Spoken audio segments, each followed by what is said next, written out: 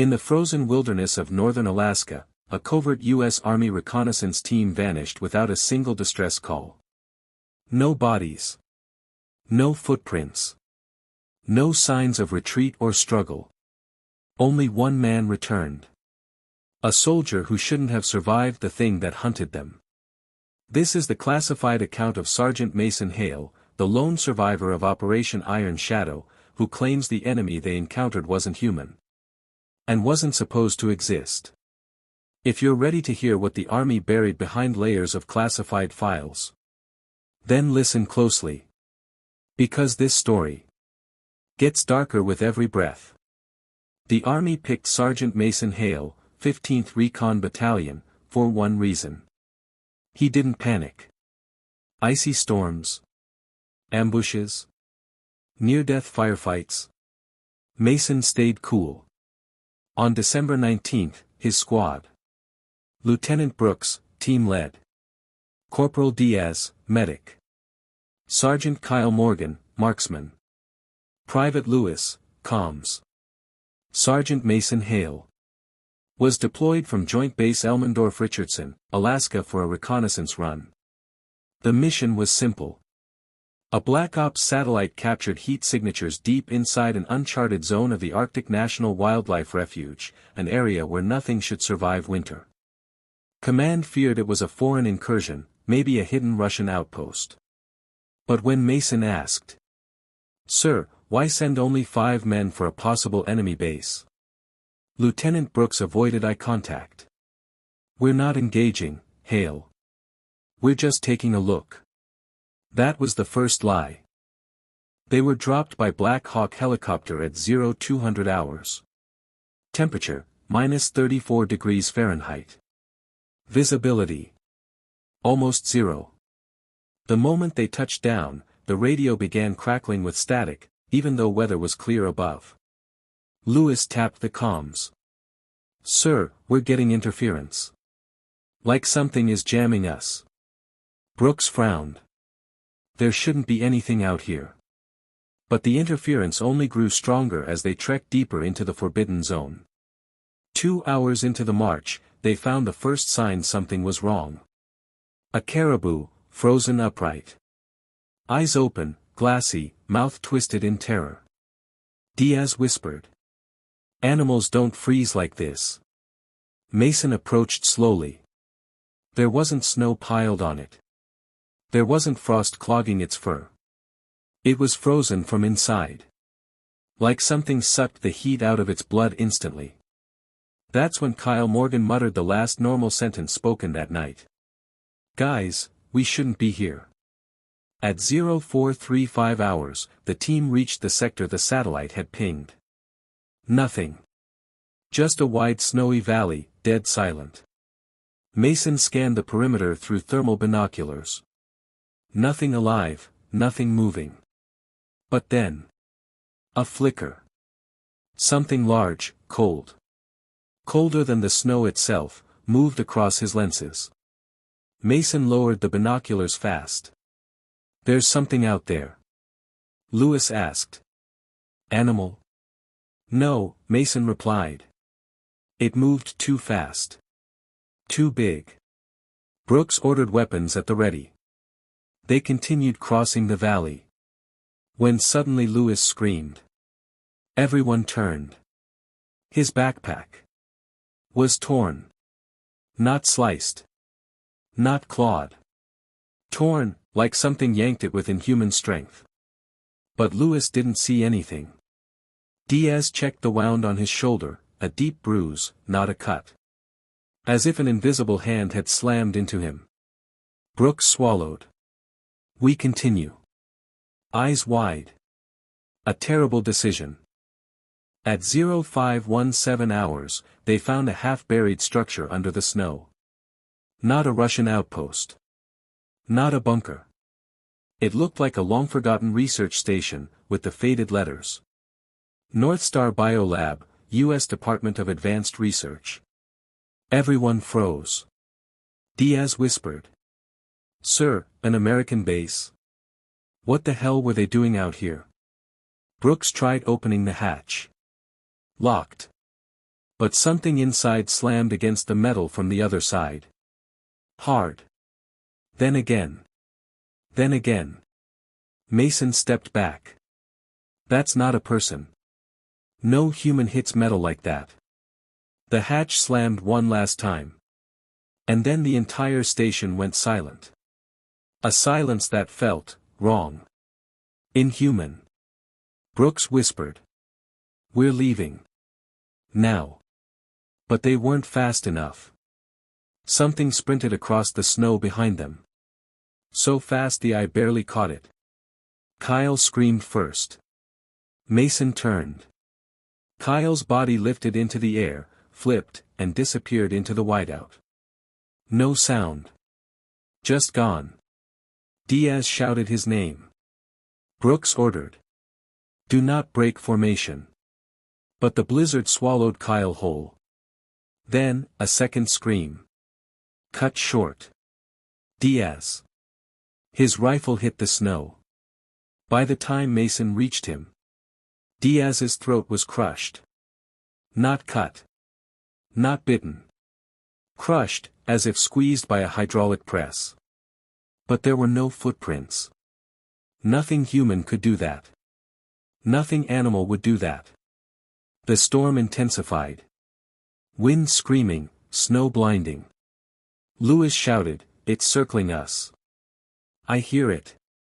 Brooks yelled, move. West. Toward the ridge. They ran.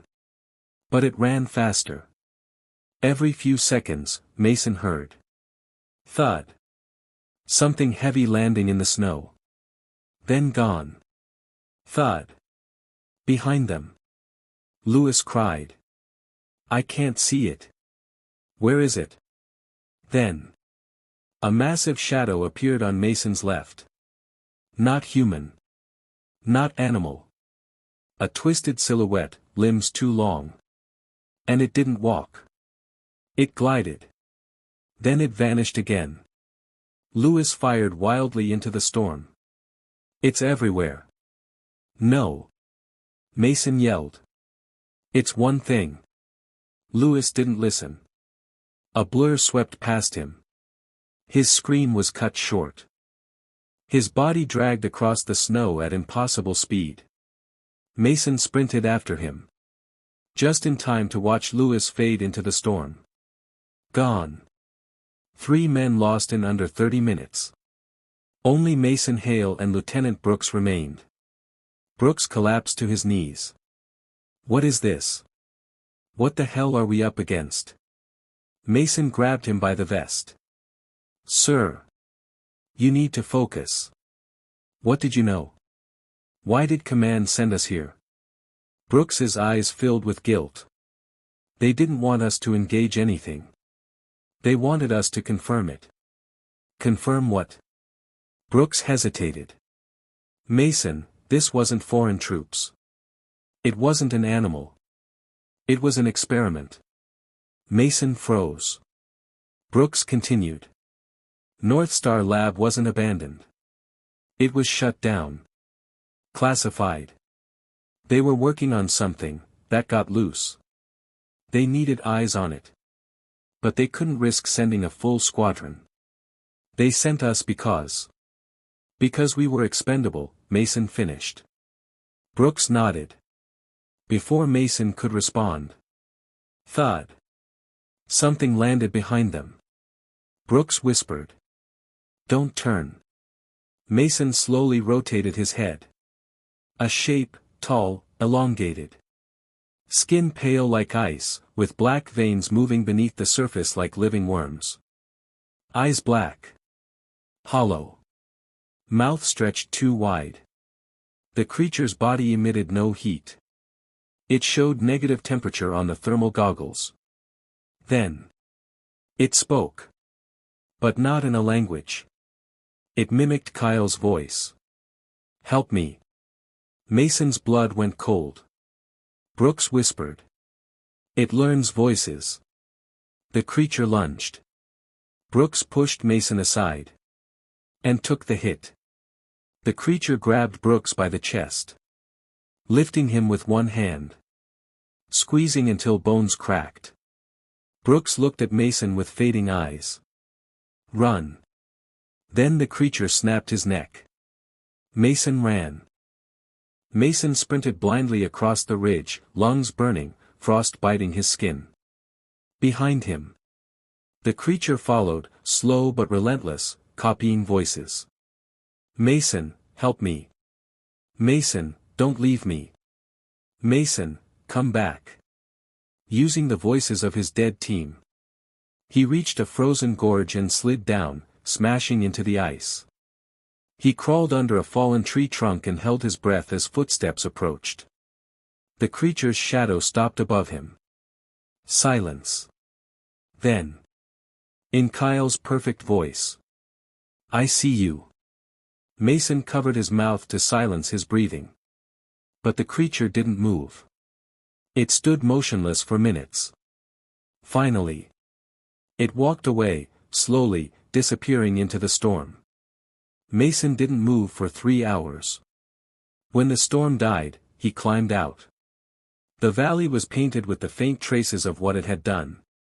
Bodies buried. Tracks erased. No evidence.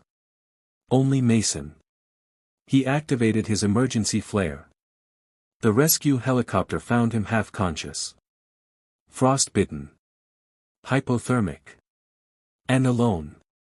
At Wainwright Military Hospital, Army intelligence interrogated Mason for 3 days straight. What did you see? What killed your team? Did the entity make contact? Did it touch you? Wound you? Mason answered everything. But they didn't believe him. Or maybe they didn't want to. Finally, an intelligence officer in a black suit told him. Sergeant Hale, your team died in a storm. That is the official report. Do you understand? Mason clenched his fists. That's a lie. The officer leaned forward. Soldier, some truths are dangerous. They discharged him with a fabricated medical report. Acute hallucinations due to hypothermia. The case was buried. Operation Iron Shadow never existed on paper. His teammates were listed as casualties of severe weather. But Mason knew the truth. Because every night since then, when the wind howls outside his window, he hears their voices. Kyle. Diaz. Brooks. Lewis. Calling his name through the dark. Just like the creature did. If this story chills your spine, know this. Mason Hale wasn't the only survivor. 3 months later, another patrol went missing in the same sector. No bodies. No distress call. The military sealed off the zone permanently. So ask yourself. What kind of creature can freeze a caribou solid? Mimic the voices of dead soldiers? And move faster than the blizzard itself? And more importantly, why did the US government try to weaponize it? Like, comment, and subscribe if you want part 2. What they found at the North Star Biolab.